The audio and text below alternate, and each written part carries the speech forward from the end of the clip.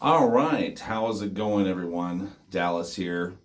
Welcome to the first episode on the Dallas Toler-Wade channel. I've been meaning to get to this all year, but it has just been an extremely hectic and busy year. Actually moved into a new space and pretty happy with it so far, as far as my little studio slash demo recording kind of setup. And yeah, it's just been an extremely busy year so far. So basically, this first episode is going to just sort of go over everything that I would like to cover on the channel. Obviously, it's going to be everything music related. And I'm going to be doing some more playthroughs and stuff like that for the channel as well. But also, as far as these episodes, I'm going to try to put them out at least once a month for now. I have a very busy schedule, as everybody could probably imagine. We're all out in this world working our asses off and, trying to make ends meet, but also have some creative time as well. And, so that's been kind of what's going on with me lately. I've just been working my tail off and trying to get some jam time in when I can. And I've been getting in quite a bit this past weekend. So far this year, since I've moved into the new space, I recorded vocals on a track that I wrote for someone last year. He's like a pretty killer drummer, and he had drum tracks pretty much already ready to go, and I wrote music to it. And I'd never really kind of worked that way before. And it was very interesting to me about, or just how everything just kind of flowed. And it got written pretty quickly, actually. So more on that in the future. I'll let you know when I start hearing some mixes back from that. It's going to be a pretty killer special song we put together, me and this drummer dude. Okay, some other stuff. For the first episode, I had to kind of just write some things down and make sure that I brought up everything that I wanted to bring up. But I think before we get into that, I'm going to talk a little bit more about what I would like the channel to be, or like these episodes in particular.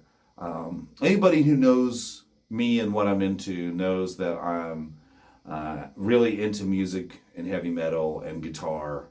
And gear and all that stuff. But, also I'm very much into video games. I'm almost very much into true crime.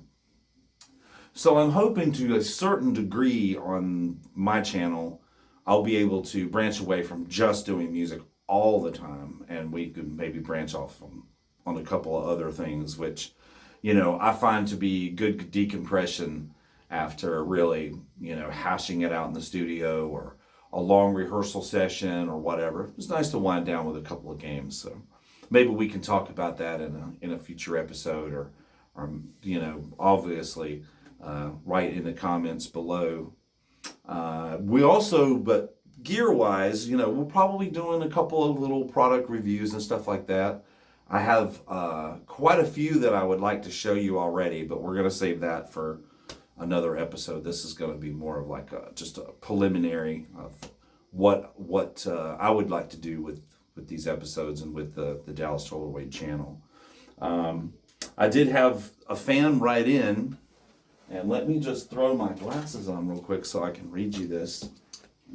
Of course, he sent a long thing saying thank you, and you're awesome. I love what you did at Nile, and I love Narcotic Wasteland, and all that kind of stuff. But he did have a couple of things. He said, would you make a tutorial video about the very fast tremolo picking technique as used for death metal riffs? There is a lot of videos about fast picking, but only for the solo parts, which is not as fast as the speed used for a riff with triple strokes at 240, for example. Your technique and right arm positioning changed with the years. I remember very well the way you used to force your arm for fast tremolo for a long time. I heard you telling that you changed the position more classical using the wrist only. And he's got a few more things that he wrote in here, but I think that would be a pretty cool thing to talk about. And I can show you a couple of things right now, actually, that has changed through the years as far as my just picking stance. I'll just bust this thing out real quick. Oh, it's raining all of a sudden. Just a second here. So basically, when I started playing guitar, I actually held my pick kind of like that, where it's kind of turned around the other way, kind of like that. And I played like that for years, or for the first 2 or 3 years I was playing like that. And it was pretty cool. And then one day I just started messing around and really listening. I was just sitting there, kind of just crunching. And I turned the pick around this way. And for me personally, it just had more pick attack. It had more scrape to it. And a little bit more clarity where that one sounded a little more flubby in a way. So that just happened. I'd say about 2 or 3 years after playing, I was kind of doing that.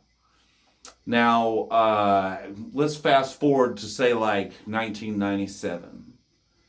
I was starting to experiment and get into some heavier, faster stuff. And that was around about the time, that was the year that I joined Nile. And so there was a lot of just, lots of fast runs of, there was a good bit of that kind of stuff going on. And at the time, I just don't think I had the physical strength to do it just, to do it that way. I was a pretty skinny kid growing up, even though I was like 20 feet tall.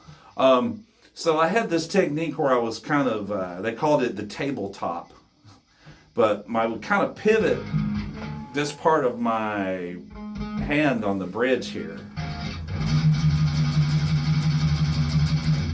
And it was pretty cool to a certain degree. I felt that I could find a lot of synchronization that way. Now it feels completely foreign to me because I haven't, played like that in a while.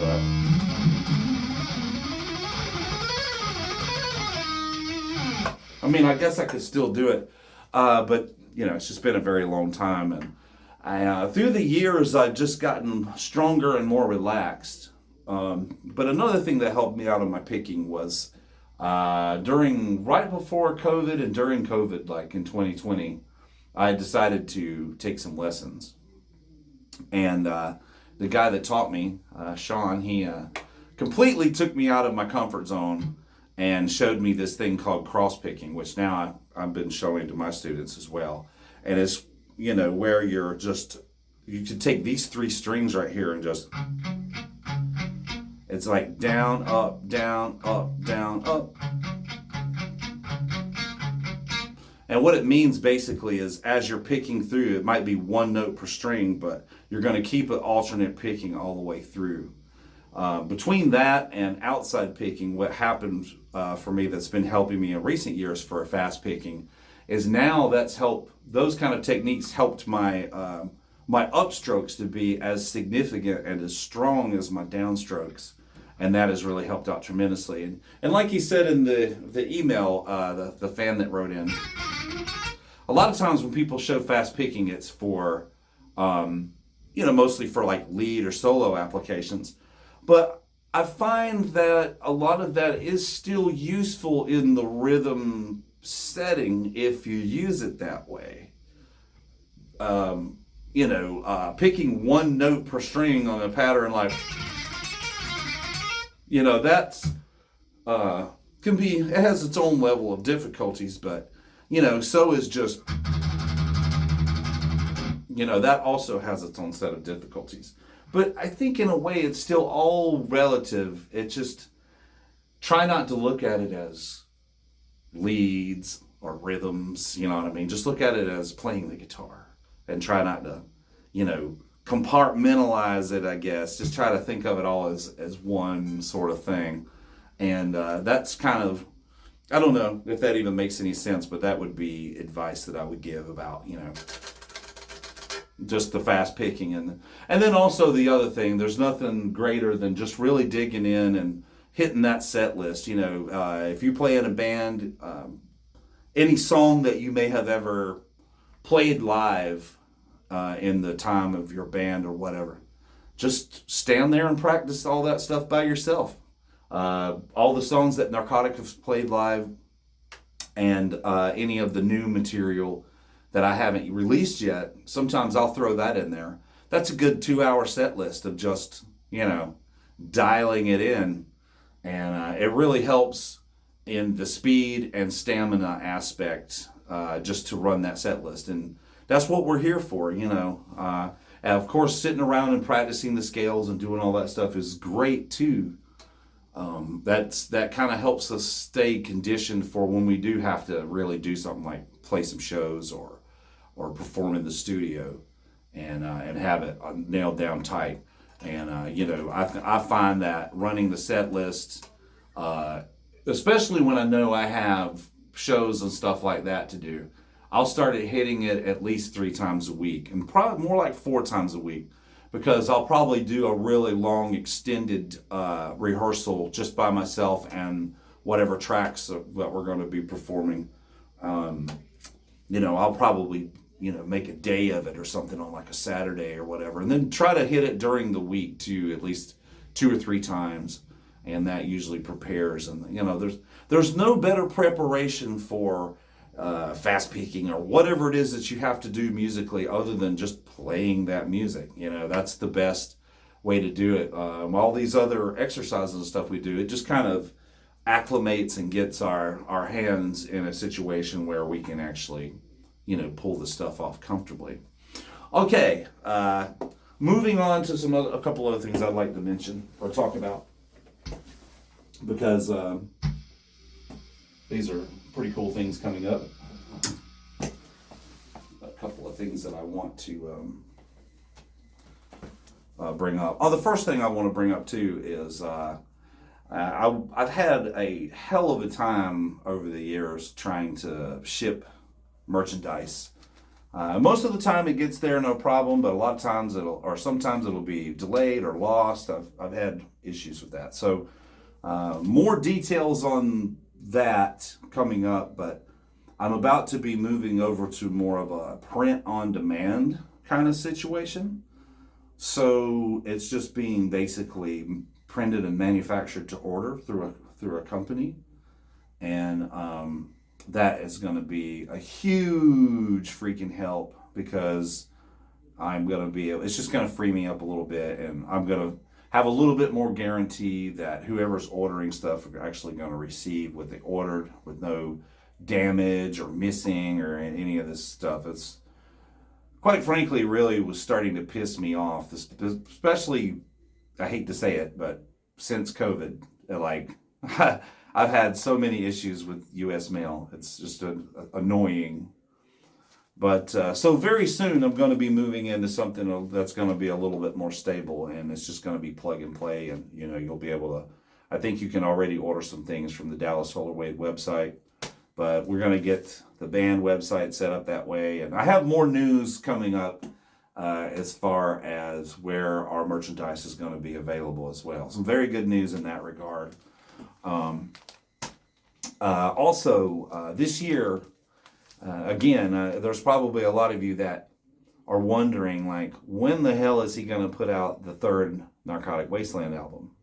It's definitely coming out. I've had to delay this thing more times than I would like to, and I apologize for that. I know that there's some guys out there that are ready to hear it, and we did at least get to release some singles over the past few years. Very happy with that, and very happy with the response. Thank you very much, and thank all of you. Thank all of you, even if you don't necessarily dig what I do. Thanks for keeping metal alive and keeping this type of music alive, and steering away. Thanks for steering away from all the sort of trendy, popular fashion show music that's going on out there. It's all 90% of it or whatever. But I really appreciate everyone who, still supporting the metal. It's still, in my opinion, one of the greatest styles of music that's ever existed for various reasons. Let's see, I've got a little list here of things that I wanted to bring up for this first episode. I didn't want to forget anything. Okay, so we mentioned the print on demand thing. Good. Welcome to the channel. I already said that I was going to be doing some product reviews in the future. I've got one in particular product that I'm really excited about it, and I've had it for a while and I've been meaning to do something like this, but I've just been so damn busy, just doing the thing, and everybody's in that kind of boat. But the thing that I wanted to bring up is, while this is mostly turning out to be a record and write year for Narcotic, the third album has already been done pretty much for quite a few years now, and I finally had gotten some opportunities and some offers for touring, and I felt that the band, hadn't really been solicited the way it needed to be. So we were able to do that a little bit more since the pandemic lifted, because we didn't really get to do much touring before that, and for whatever reasons, lineup changes, yada yada. Anybody who plays in a band, or has done it on some kind of level knows what I'm talking about. But anyways, so we definitely do have some shows lined up this year, though. But for the first one, we're probably going to put a couple of dates around this one as well.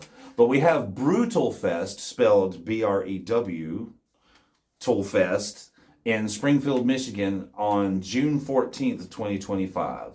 That should be a really fun show. That'll be our first show of the year. And, hopefully I'll have the album out by then. I'm not going to make any silly more promises about that because, life happens, and it's not even necessarily like, bad thing that can happen that can get in the way of you, not putting an album out or whatever. There can be all kinds of other life things that can just happen, good and bad, that, take your time away, and you have to just concentrate on that for the time being. So, bear with me, man. I've got like multiple things going on. There's like a lot of moving parts going around in the DTW world, but I'm slowly climbing out of the hole and chipping away at some of the other things that I want to get done. And I haven't posted anything on any kind of social media in really this year at all. I've been just so busy doing other things. We moved into another place. We've been working on getting DNA Entertainment off the ground. Me and the wife, we got an entertainment company that we're working in for booking and production and all that. But more news on that in the future. But yeah, definitely check out DNA Entertainment as well. The name, it's kind of funny. The name of DNA. My first name is Dallas, and her name is Andrea, and she's my wife now, and we watch a lot of true crime and stuff together. And I had her track vocals on Sex, Lies, and DNA, the chorus. I had her say it in her voice, and it kind of gave it a sort of a punk vibe for that chorus in the song. But that's kind of where the name DNA Entertainment came from. And we had talked about, I've known her for the good part of a decade, and we had kind of talked about, doing a business like that for quite a few years, even before, things got, I guess, romantic between us. And, but yeah, there's some news for you. Brutal Fest, Springfield, Michigan, June 14th, 2025. If you're in the Michigan area, come check it out. I think these are the same people that put on the Michigan Metal Fest. And we went last year to check out some good friends of ours in a band named Filth. Super Killer, I think Mushroom Head headlined that one. And it was a good vibes, man. Good people. A lot of fun out there. Hell yeah. And I believe that is about it for now. We do have some shows lined up for later in the year, like September and October. It's going to be a little bit more extended. I think it's going to be a little bit more of a tour, But I don't have all the details on that yet. We do have some confirmed shows. I'll bring that up at some other point on another episode, hopefully. Also, another thing that I plan on doing, since this is going to be, the Dallas channel, is one of the first things I put out on this channel was a playthrough of one of my Nile songs that I had written the music for. A lot more of those are coming. I plan on doing all of the songs that I wrote for Nile in a playthrough. I wasn't terribly happy with the audio quality of the one that I did, so that's something that I'm going to be working on in the future. Even if I have to sync the video and the audio separately, I know that sometimes, or a lot of times, that you have to do that. One of the playthroughs, the first playthrough I actually ever did was for a song called Anthem for the Mentally Scarred. You can check it out over on the Narcotic Wasteland channel. And I had to sync the audio to the video. Like, there was no fakery going on or anything like that. That was the only way I was going to be able to do it, was to sync it up, and have some semblance of some decent audio quality. I luckily had the drums from the album, so I had the drum tracks from the album, and they were pretty, Eric, Mr. Schultek, he does a pretty good job on drum production. So they're really fat sounding drums. It was a lot of fun to do that playthrough. But I'm just going to be investing a little bit more in the studio this year, and so I can, do this. Because, I'm not necessarily trying to do this YouTube channel thing to, monetize or any dumb shit like that. I mean, that would be cool. There's nothing wrong with that. I think it's a very viable source of entertainment. I watch a lot of YouTube channels.